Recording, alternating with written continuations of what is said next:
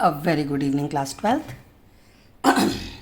Your exam for chemistry, the first exam for science students of class 12 this year, CBSE 2022. You have got 3 days left for your chemistry examination.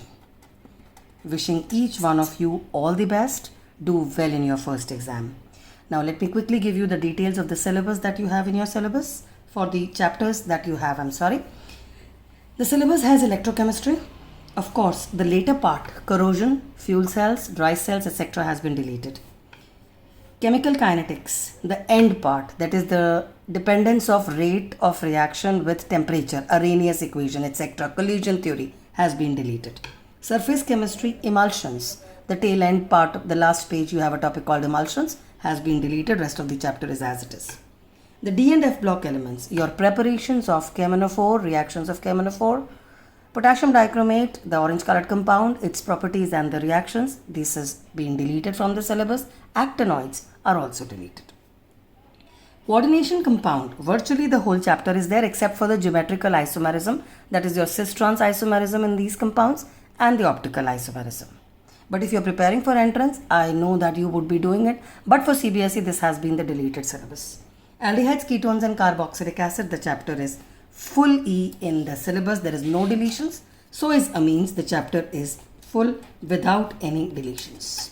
So please recheck the syllabus, check the deletions and then work accordingly. You still have 3 days and 3 nights to go. The students find this area to be tough, that is your organic chemistry. So first of all, I'll deal with this particular topic to help you out just 3 days before the exam. Please do not be scared of organic chemistry. The thing that you are scared of is conversions. Please ignore conversions. Do not take stress on the topic of conversions. Beta conversions sirf tab hongi when you are done with the full syllabus 100%. If you are not very good in organic chemistry, please forget the conversions. Do not practice any conversions now. Is that okay? Because there is no limit to conversions. Now when we talk about organic chemistry, you will be having a question on named reactions. So you should know all the named reactions properly. There will be a question where you will be asked to complete the reactions. There will be definitions also, which could be for the basic character or it could be for any physical property. You would also have physical properties related reasoning questions. You would have an IUPAC nomenclature question also in the paper. Chemical reactivity, the basic character, acidic character, substitution reaction related reasoning question भी paper में आते हैं.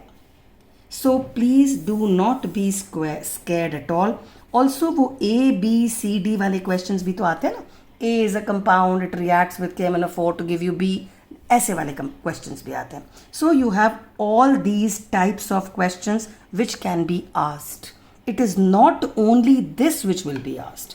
You will be asked all these types of questions also.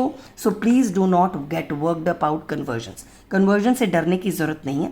उस समय होगा, उस समय सोचिएगा. ज़्यादा से ज़्यादा जनरली 2 मार्क्स का कन्वर्जन आता है.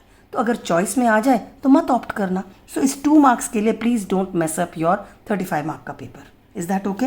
There are other areas where you can still work and do it. There are lots of videos on these 2 chapters that I have made, your aldehydes, ketones, carboxylic acid as well as amines. Both the chapters I have got ample videos for reasoning questions, etc. Please do them if you have still not done them. Okay, so please do not get worked up about the organic chemistry. Now coming to the tips of the board paper. All right. Now the tips to score high in your CBSE board chemistry paper are: first thing, use your reading time judiciously, because reading time में you will decide about your choice questions. कौन सा वाला choice question attempt करेंगे, also कौन सा chemical formula लगेगा for the numericals. This part should be decided when you are reading your paper. Reading time को बहुत ध्यान से use करिएगा. Decision for choice questions कर लीजिएगा. Please attempt the paper in serial order. Question number 1 से ही answer करना शुरू करना. Please उल्टा क्वेश्चन पेपर मत अटेम्प्ट करिएगा. योर एग्जामिनर जो चेकिंग कर रहे होते हैं ना teachers, they get use to checking in an order and it becomes easier for them to check that way. कोई क्वेश्चन नहीं आता है तो जगह छोड़ दो उसके लिए. ज़्यादा जगह छोड़ दो, जब याद आएगा बाद में तो बाद में कर लेना before time, but please attempt in a serial order. Virtually बेटा केमिस्ट्री का पेपर में ज़्यादातर क्वेश्चन 1 मार्क के होते हैं एक्सेप्ट फॉर न्यूमेरिकल्स। जो 5 मार्क का क्वेश्चन भी होता है उसमें भी 2 या 3 या 4 या 5 पार्ट्स होते हैं, तो मतलब वेटेज तो कम हो जाती है ना। अगर 5 मार्क के क्वेश्चन में 5 पार्ट्स हैं तो it is actually 1 mark paper, तो आपको कोई फ़ायदा नहीं होता है उल्टा अटेम्प्ट करने से। मैथ्स में फ़ायदा हो सकता है क्योंकि 5 मार्क क्वेश्चन एक अलग टाइप का होता है, 6 मार्क क्वेश्चन भी होता है, लेकिन केमिस्ट्री में please follow a serial order. Please leave 2 lines gap between the answer. This gives you a better presentation. The paper looks neat and the examiner is happy to check such a paper. तो please 2 line का gap छोड़िएगा। कई बार क्या होता है आप question properly नहीं पढ़ते और एंड में आप क्वेश्चन पढ़ते हो तो आपको रियलाइज़ होता है अरे ये तो मिस हो गया, तो आपके पास जगह होगी तो आप नीटली लिख भी पाओगे ना। Also this is an advantage because it improves upon the presentation, और अच्छा presented paper examiner easily check करता है और हैप्पीली मार्क्स देता है। Please avoid cutting and over writing. अगर हो जाता है कटिंग एंड ओवर राइटिंग तो प्लीज़ सिंगल स्लैश से कट कर सकते हैं ना, पूरे को ऐसे खचड़ खचड़ करके खराब मत करना। Just if at all there is a cutting, please do not do it too much, just use a single line. Now talking about the numericals, please numericals को डायरेक्टली मत करिएगा, पहले उसका फॉर्मूला लिखिएगा, you get half a mark for it. उसके बाद substitute the values, kilo joules है उसको जूल्स में करना है, केल्विन है तो उसको टेम्परेचर है तो उसको केल्विन में करना है, ये सारी चीज़ें न्यूमेरिकल्स में चेक कर लेना। आर की वैल्यू केमिकल काइनेटिक्स के चैप्टर में तो नहीं चाहिए, आर की वैल्यू आपको इलेक्ट्रोकेमिस्ट्री के चैप्टर में चाहिए हो सकती है। इलेक्ट्रोकेमिस्ट्री में 8.314 is the value of R joules kelvin inverse mole inverse, तो ये वैल्यू आपको याद होनी चाहिए। ऑल्सो दी सब्सटीट्यूशन के बाद यू हैव द कैलकुलेशन। जब कैलकुलेशन करते हैं तो please make a rough column, कहीं भी गंदा संदा मत करना। आंसर शीट में साइड में एक रफ कॉलम ड्रॉ करिए and please do your calculations in that rough column to maintain neatness. Finally when you report your result, please do not forget the units. जो आंसर वोल्ट्स में है या answer kilo joules में है, what ever it is, seconds inverse में है, अगर rate constant है, जो भी है यूनिट्स मत भूलिएगा, आपके मार्क्स कट जाएंगे। विच मीन्स आपके न्यूमेरिकल के 4 पार्ट्स हैं, फॉर्मूला लिखे बिना न्यूमेरिकल मत करिएगा। You get your marks for each and every step, the marks are divided, so please do it accordingly. Organic chemistry में जो रीजनिंग क्वेश्चन आता है उसमें please show an illustration. Illustration show किए बिना मत क्वेश्चन अटेम्प्ट करिएगा, आपकी इतनी लंबी कहानी पढ़ने के लिए नोबडी इज इंटरेस्टेड। इसको एग्जाम्पल से समझाती हूँ।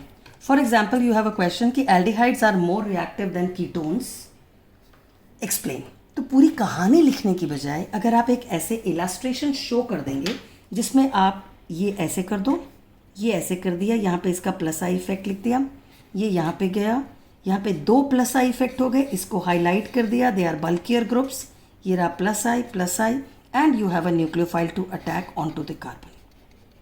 अगर ये इलस्ट्रेशन बनी हुई हो ना तो एग्जामिनर इंस्टेंटली समझ जाता है कि आपको सब आता है। ऑफ कोर्स आपके आंसर में you will write that aldehydes are more reactive because of lesser bulkier single R group, only 1 plus I effect, and so on so forth. This is what I am trying to say when I say you should show illustrations. I'll give you one more example. अगर question आता है show or talk about the basic character of amines as compared to ammonia या as compared to aniline, तो अगर आपने paper में ये बना दिया है एंड उसके बाद आपने ये इसको बता दिया, प्लस आई लिख दिया, यहाँ पे भी प्लस आई लिख दिया, ये दे दिया, यहाँ पे प्लस आई लिख दिया, यहाँ पर ये लोन पेयर यूज़ कर लिया, इस पे माइनस आर इफेक्ट लिख दिया और उसके बाद लिख दिया कि your basic character is directly proportional to lone pair availability. The examiner knows that you know it. आप उसके बाद जो लिखेंगे ना वो एग्जामिनर पढ़े या ना पढ़े आपके मार्क्स दे देगा। पर अगर आपने ये कुछ नहीं शो किया और पूरा 4 लाइन का आंसर लिख के दे दिया, the examiner is not going to be happy और उसको मार्क्स देने में दिक्कत होगी। जनरली एज आई सेड आपके सारे आंसर्स 1 मार्क होते हैं। आई कैन अंडरस्टैंड इतना सारा क्यों लिखूं, ये क्वेश्चन सबके दिमाग में आता है पर मार्क्स तो चाहिए। तो आपके आंसर्स जो केमिस्ट्री के होते हैं ना, please use chemical technical words. अब ये केमिकल टेक्निकल वर्ड्स होते कौन से हैं? ये हैं वो words: inductive effect, resonance effect, steric hindrance, hydrogen bonding, proton donor, proton acceptor, conjugate base, conjugate acid. These are the terms which the examiner is looking in your answer. पूरी कहानी वो नहीं पढ़ेंगे, पर ये words अगर लिखे होते हैं तो ये answer becomes better. And of course, as I said, illustration is crucial. So this is understood. Coming to the last, please do not over attempt the question. का मतलब अगर आपके पास questions हैं और आप ऐसा सोचो कि लास्ट में मैं ना जो चॉइस वाले क्वेश्चंस है वो भी कर देता हूँ, एग्जामिनर नंबर दे देगा, मेरे नंबर आ जाएंगे, ये नहीं पॉसिबल है. वो इसलिए कि आपके एग्जामिनर को एक ग्रिड भरना पड़ता है. वो ग्रिड कुछ इस टाइप का होता है. वो फर्स्ट क्वेश्चन चेक करते हैं, आपके 1 मार्क आ गए, आपने डाल दिया. सेकेंड क्वेश्चन चेक किया, आपने ज़्यादा अच्छे नंबर नहीं आए, मैम ने हाफ ही दिया तो हाफ लिख दिया. थर्ड क्वेश्चन चेक किया, फिर आपके 1 मार्क आ गए, यहाँ डाल दिया. पर अगर आपने एंड में भी एक थर्ड क्वेश्चन कर दिया होगा, पर एग्जामिनर ने अगर 1 मार्क दे दिया है, तो वो दोबारा अटेम्प्ट वाले क्वेश्चन को कोई मार्क नहीं देगा. The questions which are attempted first are marked. Last के जितने भी ओवर अटेम्प्टेड क्वेश्चंस होते हैं they get cancelled.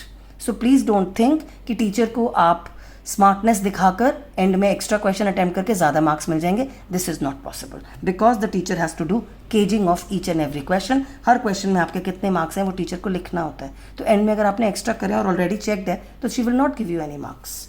I hope with this I have cleared your doubts. Wish you all the best. Do very well in your chemistry board examinations. The first paper, if done well, will help you score better, and for your morale it would be very nice if you could do awesomely well in the first paper. All the best. Do well. Stay happy. Stay safe. Bless you loads.